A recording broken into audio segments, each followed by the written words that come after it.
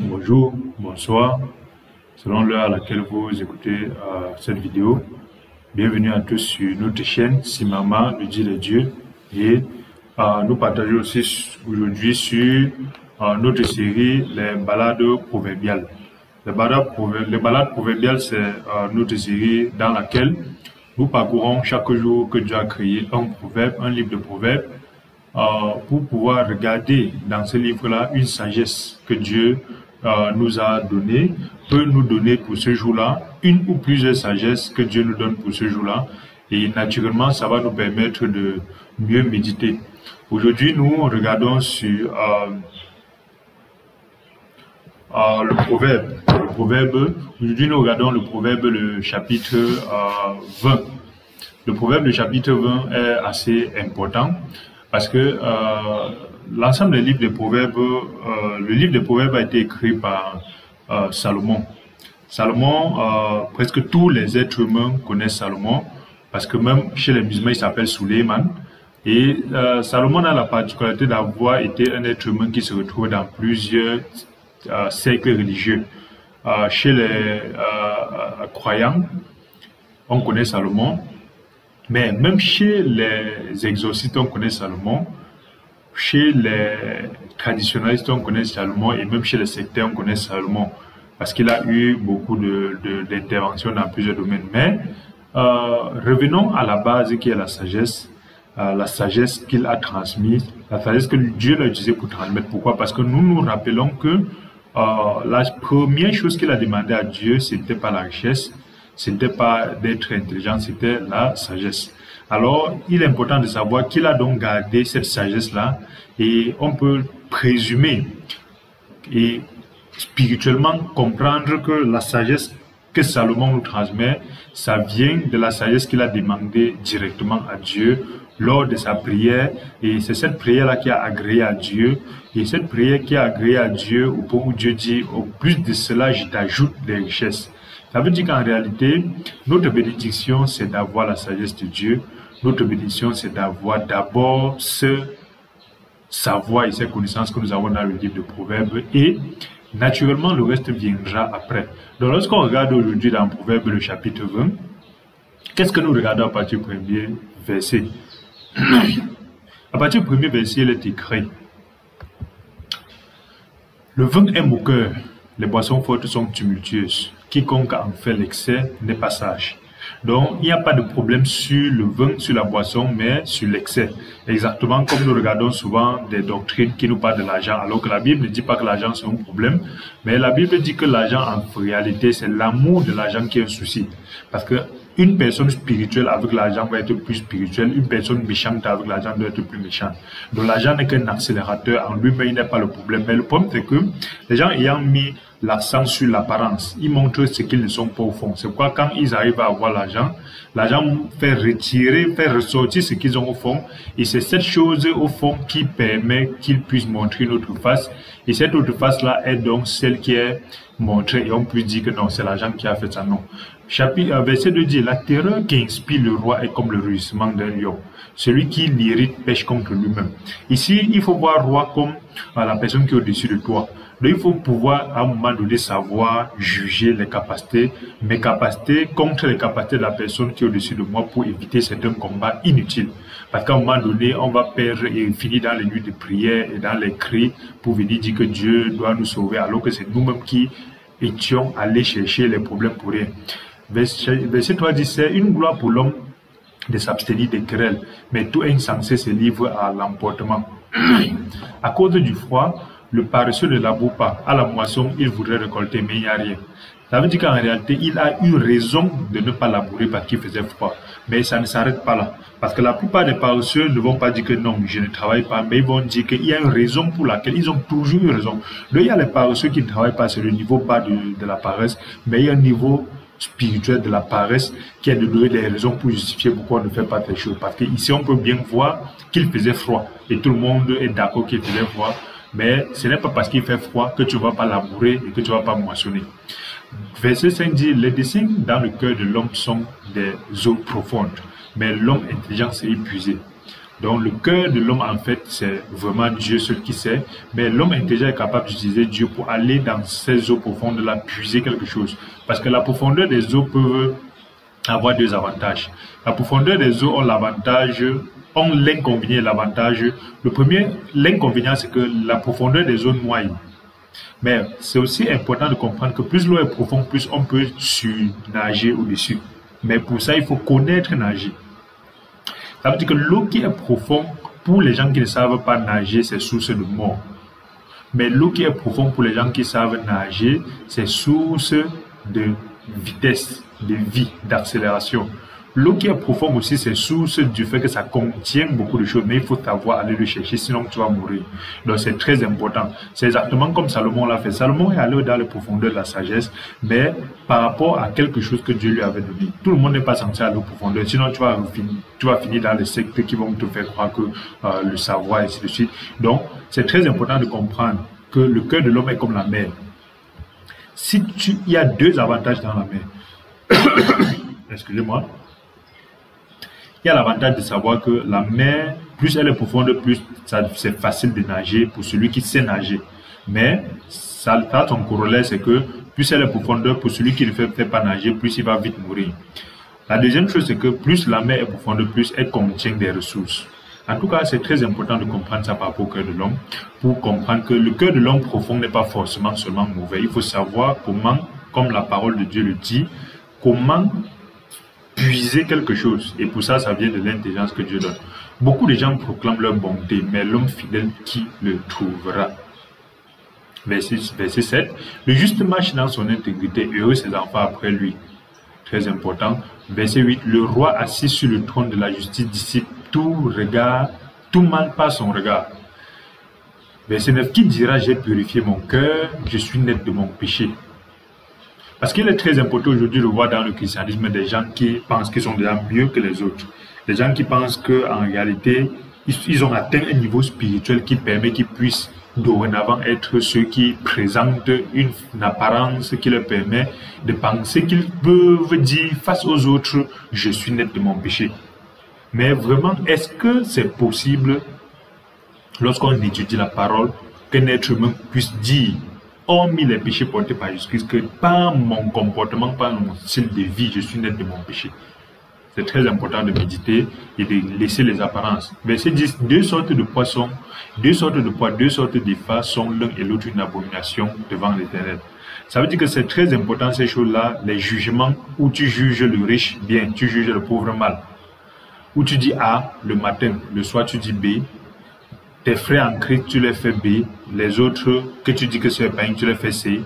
Vous voyez ce type de choses-là, c'est ça qui est une abomination devant l'Éternel. Pourquoi? Parce que Dieu dit qu'il ne trouvera pas, il ne devrait pas trouver deux sortes de poids ou deux types de balance dans ta maison. Parce que l'être humain doit être clair et droit dans ses bouts. S'il se trompe, qu'il assume. S'il dit vrai, qu'il assume.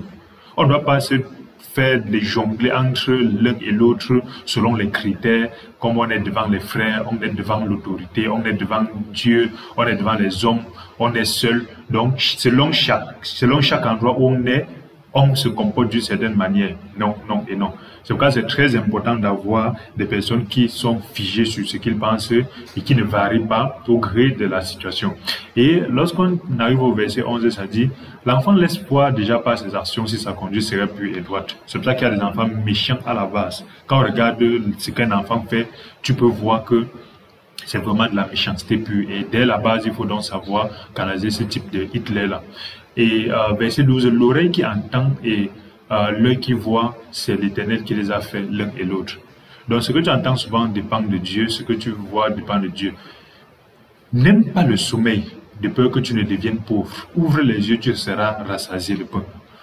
Cette parole est vraiment spirituelle. Pourquoi? Parce que beaucoup de personnes aiment justifier la paresse en disant que c'est Dieu qui encourage d'être paresseux parce que lui, il va tout faire. Et s'il ne fait rien, tu ne peux rien faire. Oui, c'est vrai.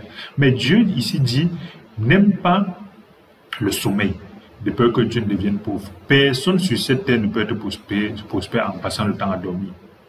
C'est impossible.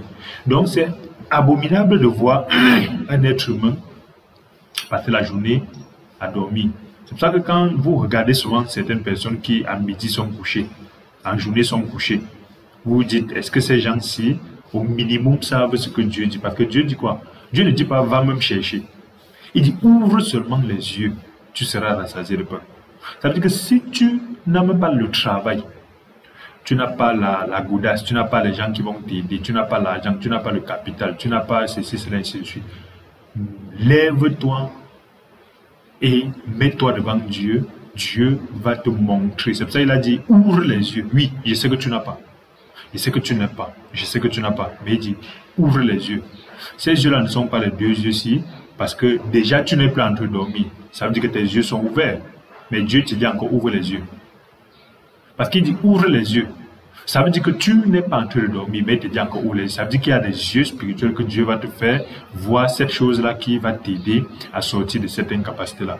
Mais pour ça, il faut que tu sois à la position du semeur, parce que Dieu dit qu'il donne la semence au semeur. Il ne donne pas la semence au dormeur, il ne donne pas la semence aux prieurs, il ne donne pas la semence aux religieux, il donne la semence au semeur. Et le verset 14 dit, mauvais dit l'acheteur, il s'en va en se félicitant. Verset 15, il y a de l'or et beaucoup de perles, mais les lèvres savantes sont un objet précieux. Prends son vêtement car il a cautionné autrui, exige de lui des gages à cause des étrangers. Le pain du mensonge est doux à l'homme, et plus tard sa bouche est remplie de gravier. C'est aussi très important de voir que quand on essaie de jongler, on trompe les gens, tôt ou tard, ça va se faire savoir. On peut bouffer les gens, on peut frapper les gens, on peut faire du mal, mais tôt ou tard, ça va devenir du gravier pour casser nos dents. Parce que c'est important de savoir que l'injustice ne paye pas. Et le verset 18 dit, les projets s'affermissent par le conseil, fais la guerre avec prudence. Les gens qui prêchent qu'il ne faut pas faire la guerre, ça veut dire que ce sont des gens qui, lorsqu'on regarde la situation avec Goliath et David, ce sont des gens qui devaient dire à David, bon, en fait, ils ont la mentalité des frères de David. Vous savez, lorsqu'on regarde dans la parole de Dieu, il est important de ne pas lire la Bible comme les histoires. Il faut lire la Bible comme des cas pratiques, contextuels et applicables à moi. Si j'étais là, il faut souvent se poser la question, si j'étais dans ce cas-là, je devais me comporter comme David ou comme les frères de David. C'est très important. Et il faut se rendre compte qu'aujourd'hui, je me comporte comme David ou comme les frères de David. Pourquoi? Parce qu'aujourd'hui, beaucoup de personnes sont extrêmement efficaces à décrire la puissance de Goliath. Mais très peu sont capables de voir que la puissance de Goliath n'a pas de valeur devant la puissance de Dieu. Parce que David, ce n'est pas parce qu'il était spirituel, c'est parce qu'il a vu comment Dieu a travaillé lorsqu'il était derrière les troupeaux. Il a dit, et aussi il connaissait la force de son Dieu. Et c'est très important, pourquoi? Parce que il y a beaucoup de guerres, nous sommes des guerriers de Dieu, et beaucoup de personnes et beaucoup de chrétiens ont oublié même cet aspect-là. L'Éternel, une des définitions fondamentales de l'Éternel, c'est Yahweh Sabaoth. Yahweh Sabaoth, c'est l'Éternel des dieux des armées. S'il est le Dieu des armées, ça veut dire que nous sommes ses soldats. Et nous combattons quoi? Au quotidien, est-ce que tu es en train de combattre? Est-ce que tu combats pour ta propre vie? Est-ce que tu combats pour ta propre, ton individu, ta famille, ton propre vécu? Ou est-ce que tu combats les combats que Dieu a mis devant toi? Et les combats que Dieu a mis devant toi, frères et sœurs, il faut être capable de les identifier. Il faut être capable de les identifier et avoir le courage de combattre ces combats-là. Parce que ces combats-là vont te créer des ennemis qui sont tes propres frères de famille, tes propres frères de l'église, tes propres frères de ta société. Mais tant que c'est un combat que Dieu a mis, pourquoi pas, quand David vient devant Goliath, les ennemis ne sont pas seulement Goliath, mais c'est ses propres frères. On dit que tu aimes trop déranger, tu aimes trop faire les choses comme ça. Ses propres frères étaient. Quand tu fais un combat que tes propres frères en Christ, tes propres frères de la famille ne sont pas contre, ça veut dire que tu es en train de faire comme eux. Soit vous êtes tous des combattants, on peut dire à un moment Amen, soit tu es en train de faire un combat qui n'est pas celui de Dieu, parce que celui de Dieu va toujours avoir une direction différente de la direction du monde et de la plèbe et de ce qu'on a de la populace. Donc c'est très important de comprendre ça, parce qu'il faut faire les chrétiens ont abandonné la guerre, parce qu'il se cache derrière le verset, nous ne combattons pas contre la chair et non, ainsi de suite, nous combattons contre les esprits. Oui. Mais une des choses diaboliques dans le corps de Christ aujourd'hui, c'est qu'on s'est tellement lié au verset biblique qu'on a oublié que la vie spirituelle, c'est une transformation humaine. D'abord, on ne peut pas tellement parler de la Bible qu'on n'arrive pas à témoigner comment notre vie change parce qu'on est dans les virtualités.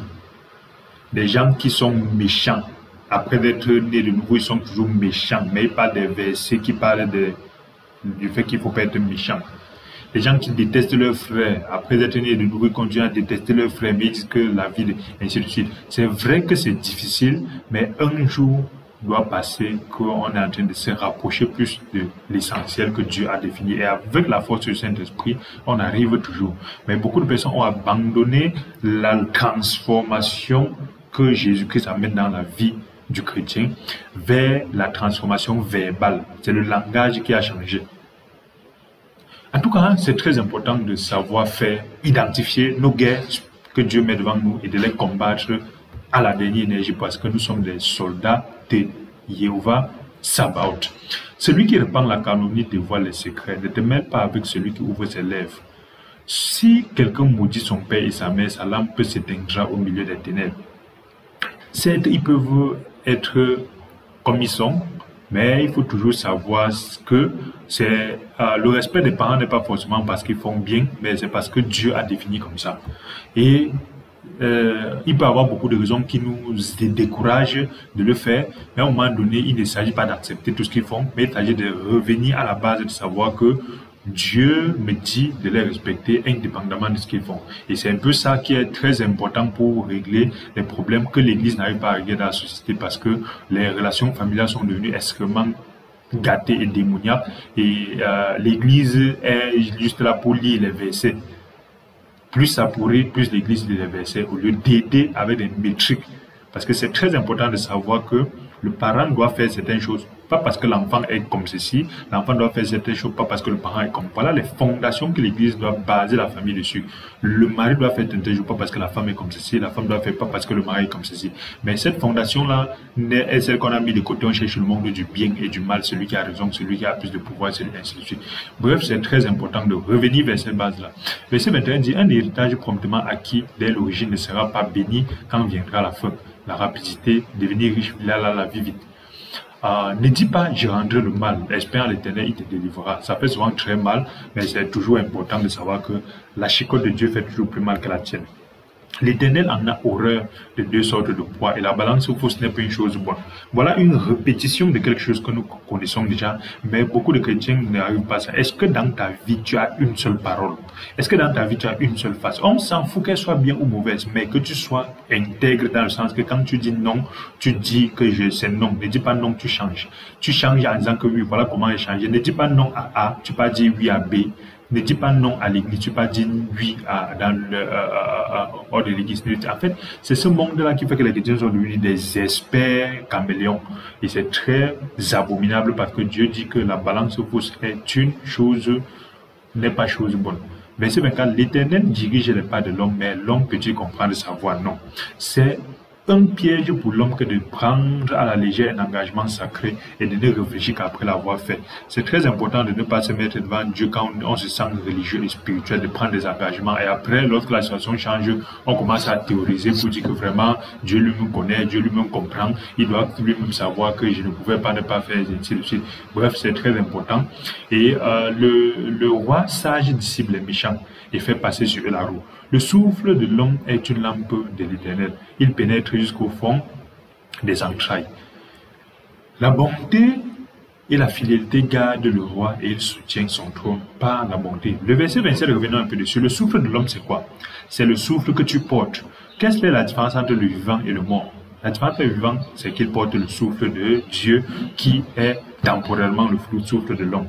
Et ce souffle-là doit être une source de bénédiction pour ton prochain et non juste quelque chose qui te permet de vivre au jour le jour en attendant que ta vie change et tu brisses aussi et que tu deviens aussi riche.